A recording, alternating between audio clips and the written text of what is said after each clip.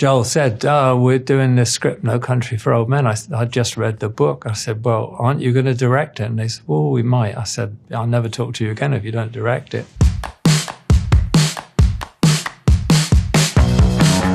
1917.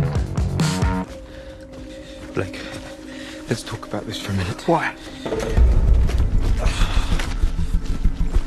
I don't think you should move the camera unless you've got a very important reason for doing so.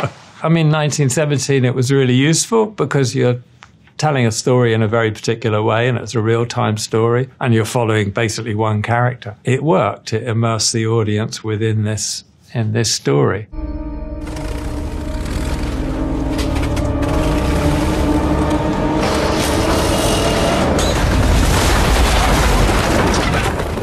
You know, we had to design basically the shot in our heads and on a diagram before the set could be built, before the trenches could be dug, because everything had to be built to the actual action, the time the action would take, the time that the dialogue would take with two guys walking at a certain speed. And we went to Ari and said, you know, we were going to do this film, so I'd really like to shoot it on the LF, but I can't do it on the studio LF. I mean, it's not as heavy as a 535 maybe, you know, film camera, but it's still kind of too heavy to run on a lightweight gimbal. So we said to Ari, well, if you can't do it, there are some other cameras that we could use. And Ari said, well, oh my, well, we thought about making one, but not for a few years. And I said, well, it's next year. They said, okay, we promise you we can get you 2 prototypes.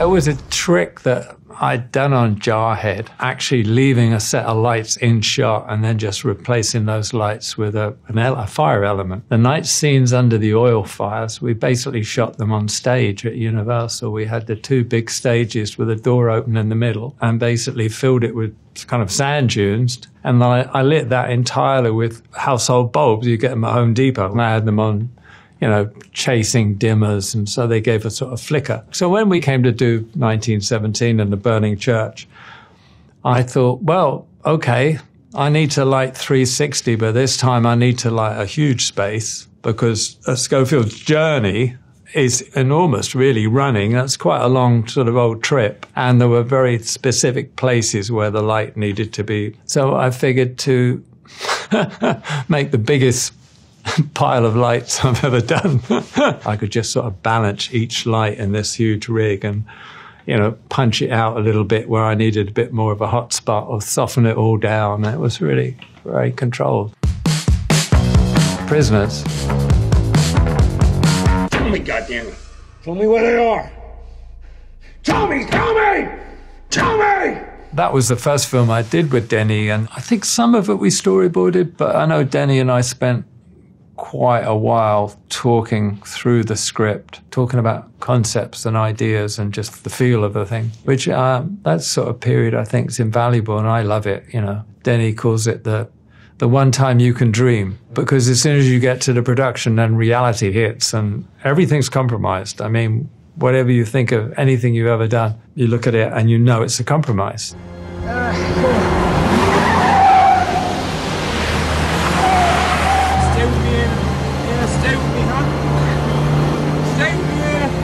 The trick was to get the rain and to get the rig on the car and to get the town where they're driving through the town and get the number of vehicles, not only stunt vehicles, but actually just local people to turn up with their cars. That was a big effort. That was the last day of shooting, in fact.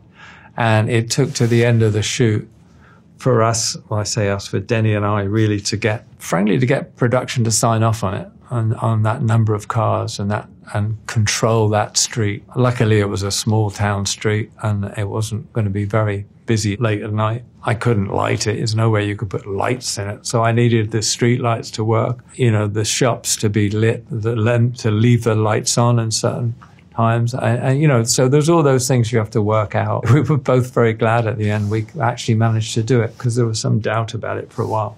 We interviewed Paul Dano a few months ago, and he was really gushing about the energy that Team Deakins had, that there was this quiet professionalism we work very much with the same core people, you know. My first assistant, Andy Harris, I worked with since doing Fargo on every movie. Like every movie. Mitch Lillian, the key grip, Billy O'Leary, the gaffer I've worked with many, many times since Sid and Nancy. They all know the kind of set I like, which is quiet.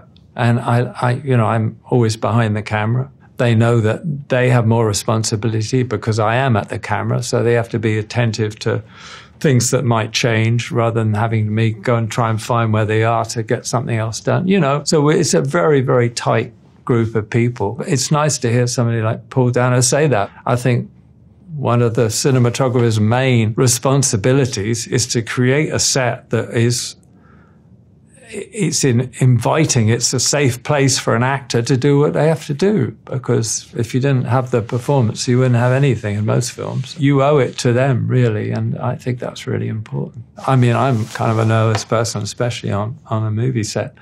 But as nervous as I am, you've got to understand, and actors are as well, and they're the ones kind of putting themselves on the line on the screen, really. Shawshank Redemption. Because if you do trust her, there's no reason you can't keep that $35,000. What did you say? 35,000. 35,000. All of it. All of it? Every penny. You better start making sense.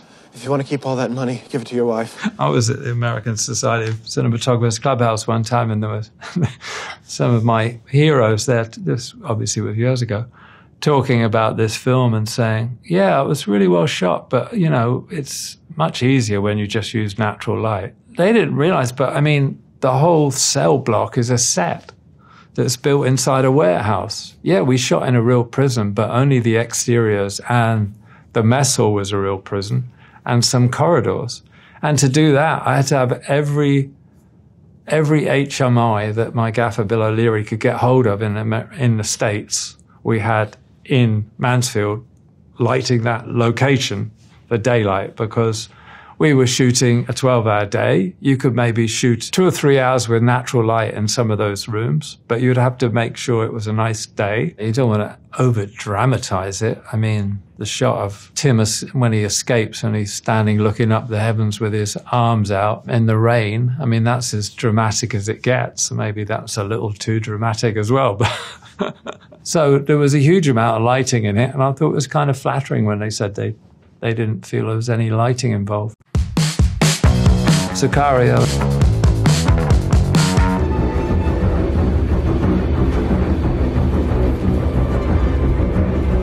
Well, that was like, okay, so it's getting dark, so how are they going to see and how are we going to see? How's the audience going to see? When I read the script, I said to Denny, well, it's all very well, but if you want the audience to see anything, that's going to be a cheat. And then he said, well, what if everything is seen through their assisted vision? And I said, okay, well, I've done night vision enough. I did it in a film called Courage Under Fire, quite a lot of it. But the problem is then how do you differentiate between the characters' points of view? Then he said, yeah, it'll be all right. We need 2 different systems. My wife and I, James and I, we kind of were doing research on this and found this company called FLIR, who were doing kind of high-end infrared imagery.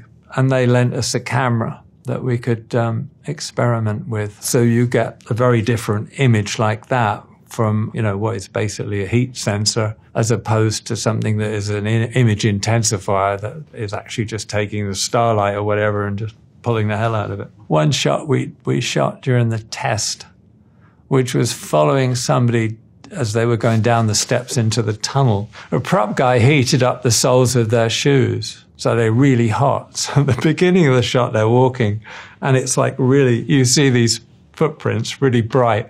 And by the time they get to the bottom of the stairs, it's faded away. I thought it was a really interesting trick. There's a shot in the film like that, but it's never held long enough that you see the footprints disappear. My favorite scene in the film probably is in the kitchen. It's just a simple 2-hander between Emily and Benicio. I need you to sign this piece of paper.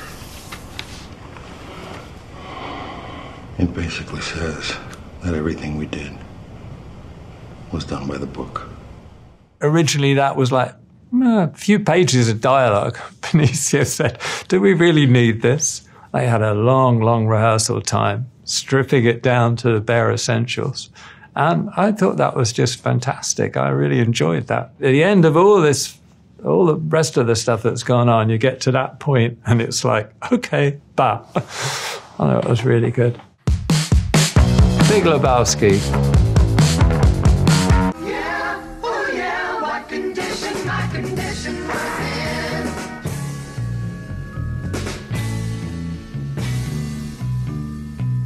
in. Yeah, it was very much Joel and Ethan, you know, their idea. I mean, we talked it through. I mean, we talk about little things about how you do the stars in the backing, you know, which I did it all with like 3M front projection material and cut it up, stuff like that. You know, I remember when the wardrobe was designed and they got these big kind of bowling kind of hat things around them. And it was really awkward, but actually was kind of interesting the way they worked and everything, you know. And then you find a way of tracking down the bowling alley. And one time we used this little remote car with a camera rigged on it. But another time, Bruce Hammy, my dolly grip, said, I'll get a 30-foot pipe, we'll put the camera at the end of it, and I'll just push it down so the shot going under the legs of the girls down there. It's just the camera on a little soft pad, and my dolly grip's got this long metal pipe, and he's just pushing it down the middle. I mean, it's really low tech, but it's kind of fun.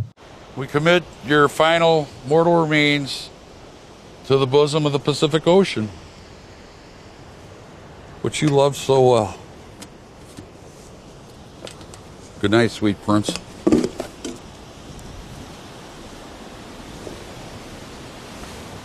We were standing down on the hillside down in San Pedro, and and it just happened. It was so windy, they threw the ashes out of the French roast can. French roast, which is something we talked about as being kind of funny. Anyway, the ash comes out and it disappears, which is fine, but I looked around and my assistant was completely covered in them. So was I. Oh, shit, dude, I'm sorry. I thought I remember things like that. It was kind of funny. I kind of love all those little challenges, yeah. No Country for Old Men. Call it. Call it, yes. For a whole lot. Just call it. Well, we need to know what we're calling it for here. You need to call it. I can't call it for you. Well, it wouldn't be fair. I didn't put nothing up. Yes, you did. You've been putting it up your whole life. You just didn't know it. The thing about Joel and Ethan, they love getting into different kind of worlds. You know, they kind of just move around in different genres, don't they? Really interesting way. But they're very prepared, you know, spend a lot of time talking about it, doing drawings, storyboarding, studying locations. You talk about the night sequence going into the river.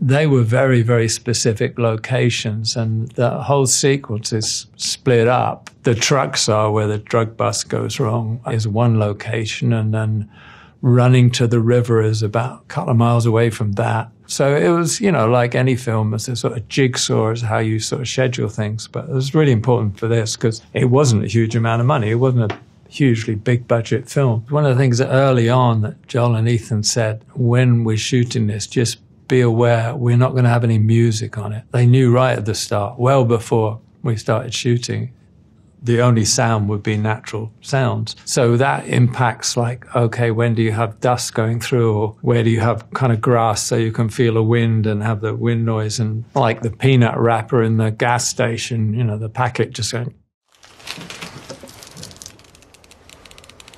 Again, everything's storyboarded in advance, even though sometimes we would change things fairly dramatically on set.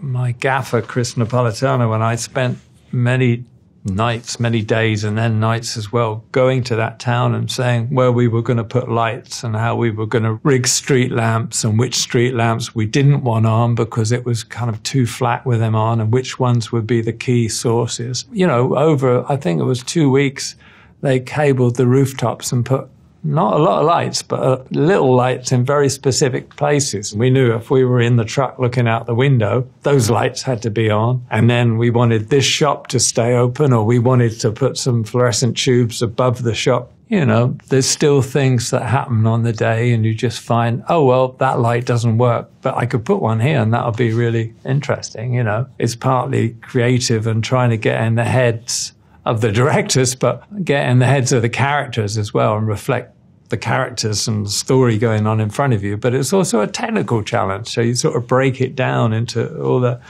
aspects that you need to deal with. And there's one shot where Tommy Lee goes back to the motel room. He's standing in the doorway and his truck is outside and his shadow's playing on the wall. And it's kind of this fractured kind of shadow, and there's a mirror with another bit of fractured light. You know, usually I don't use 2 lights. I have 2 shadows. I mean, because it's not really real, but at this point it just seemed right. And that's how you try and express something that's going on with the character and within the scene. Skyfall. Who doesn't appreciate the occasional twist, Mr. Bond.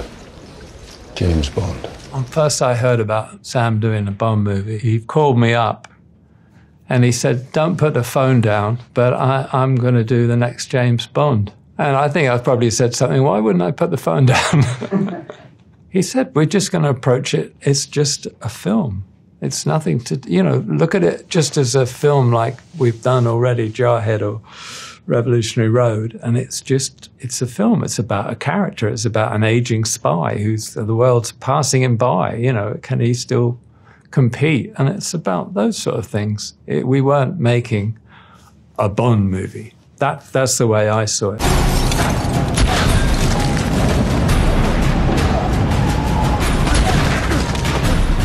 Probably most of it we shot single camera. You know, I like to operate, so I operated. Certain sequences we had 11 cameras. You do on when you have big stunts in action. But for the most part, it was very controlled and very considered and like any other movie. And, you know, if it had been multiple cameras and dozens of units, I wouldn't have taken it. But Sam said, no, we'll concentrate. It's as much a character study as it is an action movie. That's what drew me in. At one point, we discussed about the attack coming off the water. You know, these guys in dinghies at night coming and the forest behind the castle going on fire. But you do that on a real location. I mean, you know, the frozen lake is CG in the background. And when the building's on fire, we shot some of it on this location with a brilliantly controlled burn of the set. And then we recreated that in a similar way as doing the church in 1917. We recreated that on stage with a big light bank, which was replaced with elements that we'd shot of the house burning on location. The ice was fake ice. The break in the ice was helped with CG, but we shot underwater shots on a tank. But again, you kind of, you know what the wish list is, and you sort of break it down into what shots you can do. And you know, as much as possible, you do it in camera, you know. Fargo.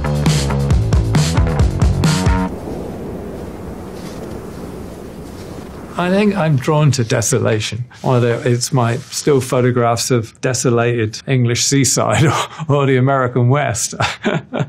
I'm not very good at shooting crowds. I like lonely people in big spaces, I guess. So Fargo is good for me. You're the owner here, Mr. Lundegaard? Nah, executive sales manager. Well, you can help me. My name's Marge Gunderson. My father-in-law, he's the owner.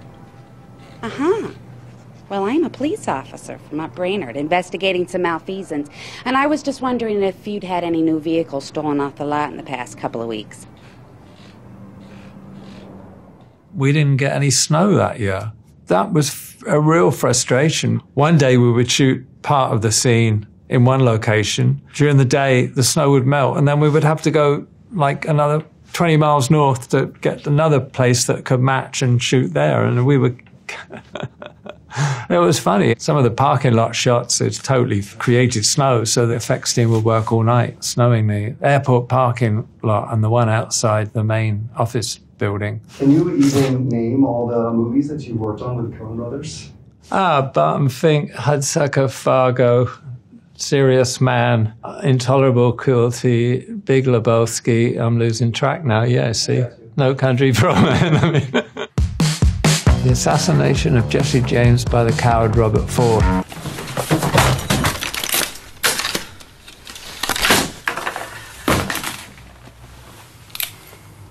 Open that safe. You know, I'm very lucky doing a Western like that. It's more like a tone poem in a way. It's a kind of memory. I don't know. If you read the book, wonderful book, the film's based on it. It's wonderful. It's pure poetry.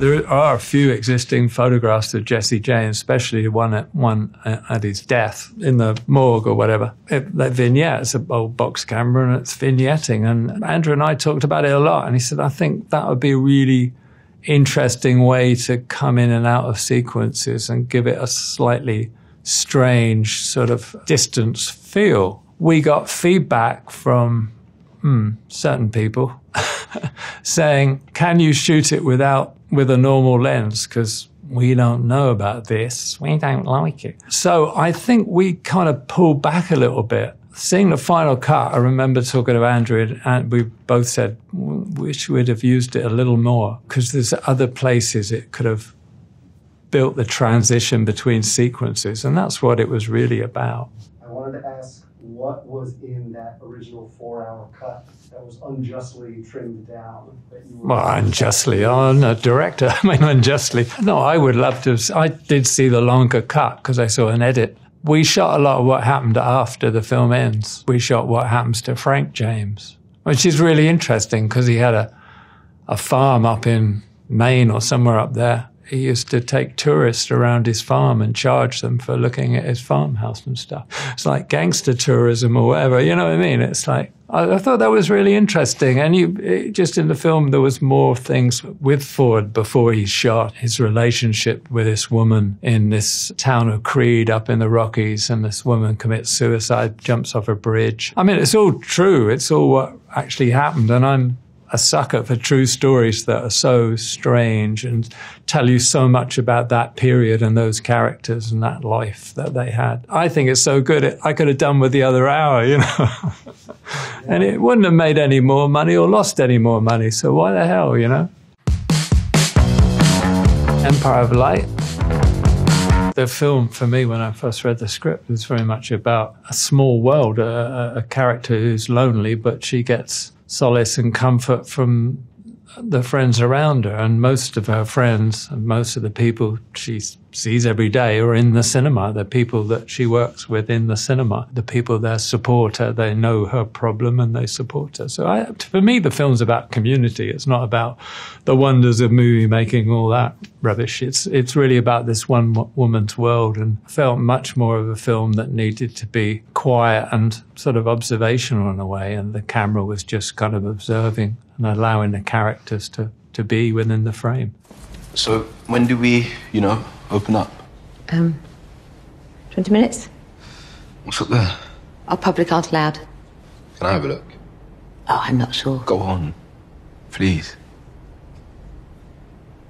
The film required a upstairs abandoned ballroom in an abandoned part of the cinema, and that's what Dreamland provided. So we were lucky to find that, really. It was strange because the lobby at Dreamland is kind of very small, and it's got a low ceiling, and it's got no staircase or anything, and the script required something a little bit more, you enter this space and there it is, a lobby and a staircase and the cinema's going off. So the solution we had was actually building a set on a space facing the promenade to marry it with what would be the view out of the location. I used a lot of LEDs. You know, obviously daylight changes, you know, and a lot of the action takes place inside and outside the lobby, but it's actually open to the environment. So I needed some way of being able to control the light level on the inside against the outside, not only in terms of intensity, but also color balance, because at the end of the day, light's getting bluer and all the rest of it.